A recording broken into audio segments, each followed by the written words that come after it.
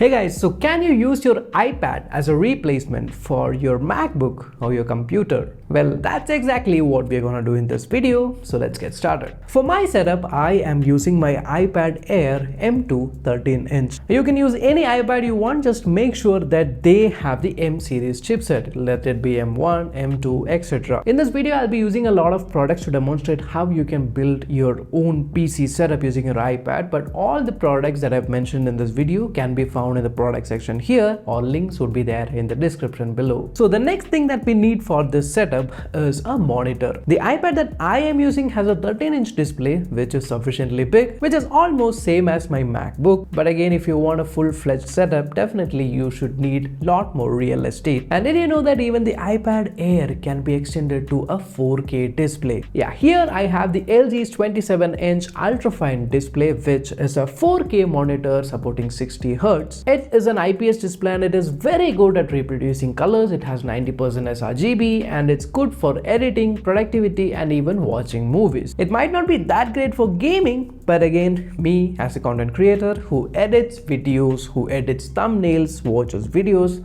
this is perfect for me. And by the way, if you need a full review of the monitor, do let me know through the comments. This monitor actually comes with an HDMI cable in the box. But when I ordered this monitor, I was not sure if I would be getting a proper HDMI cable, hence I already ordered another one. This is a little bit expensive one. It's from the brand called Honeywell. This supports up to 8K 60 FPS. It's a super fast cable with a cooled plating. But the problem here is that, yeah, my monitor does have an HDMI input, but my iPad doesn't. So now I need to convert my USB Type-C port in my iPad to an HDMI so that I can plug in my HDMI cable. For this, you might need to buy an adapter or a dongle or a converter. But since I have been using my MacBook from a long time, I already have a dongle for my MacBook, which is a 11-in-1 Belkin's USB-C dongle, which has HDMI, USB ports, VGA, DisplayPort, all the sufficient ports that I need. So I can just plug it into my iPad and then use the HDMI cable to plug it into the dongle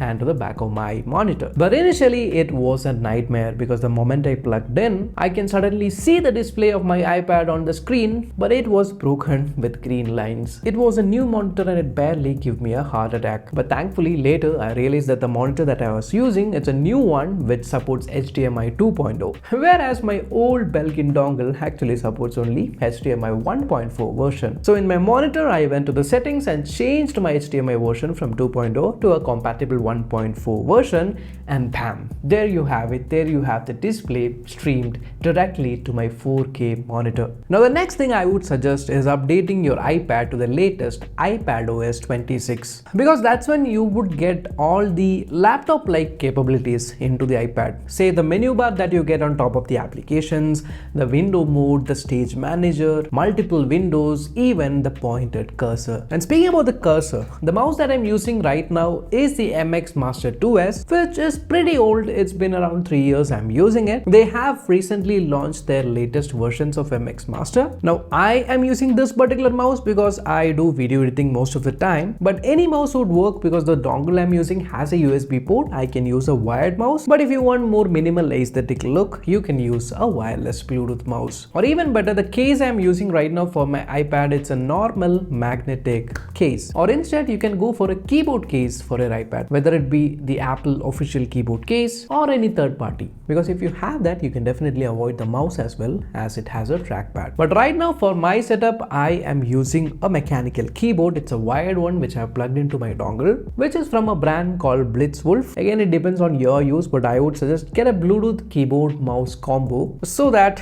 everything works seamlessly. Now once you're done with all the hardware setup, let's go to the software. In the iOS 26 settings application, in the display, you'll get a new menu for your external display. Now this can be used in two ways. Either you can mirror whatever you're seeing in your iPad on your external display, or rather I would prefer using it as an extended display. Right now I have set it up on my height adjustable table. So I have two rows. On the top row I have kept the monitor. In the bottom row I have kept my iPad. So the arrangement is like one on top of the other. So you can keep the similar arrangement inside the software so that the extended display is on the top, your iPad iPad is at the bottom so that you can grab anything from the bottom display of your iPad to the top monitor, giving you that seamless flow. Now I majorly use my iPad to edit videos, so I have my editing software on top on the bigger screen, whereas I have all the files and other assets at the bottom iPad screen, and I can easily drag and drop between them. Initially you would notice one issue wherein you play something on your iPad, it displays on the monitor but you will not be hearing any sound. This is because once you connect it via HDMI, the iPad thinks that the output sound is coming from the monitor. But again, the monitor which I here have does not have a speaker, but it does have a 3.5mm headphone out, which means I can connect external speakers or a headphone to the back of the monitor to hear the audio. But again, since my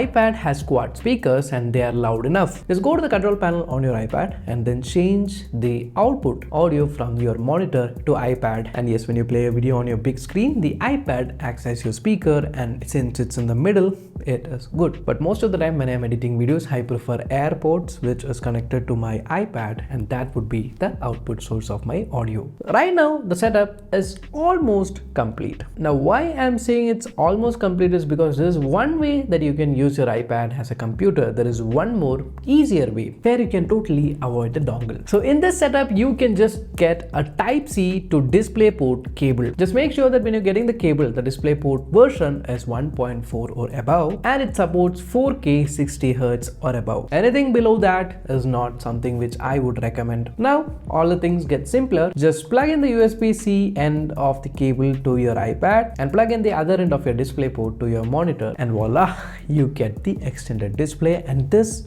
is actually more clearer. Now there is one catch in this particular setup, which is the single USB Type-C port on your iPad. Right now, since you have connected it to your DisplayPort, there are two major problems. One is you can't charge your iPad, and two, you can't connect any of your wired peripherals, which means you have to switch to a Bluetooth keyboard and mouse, which makes the setup look clean. But when you have an external drive and you want to copy files, you have to remove it, copy the files, and reinsert your cable, causing a little bit hassle. In that case, what you can do is get a dongle that has a DisplayPort as well, and then use a DisplayPort to DisplayPort cable and connect it and use it like how you would use it with an HDMI cable. Yeah, so this is how I use my iPad Air as a proper desktop setup. If this video helped you, definitely consider watching other videos, subscribing to the channel. Until next time, bye bye.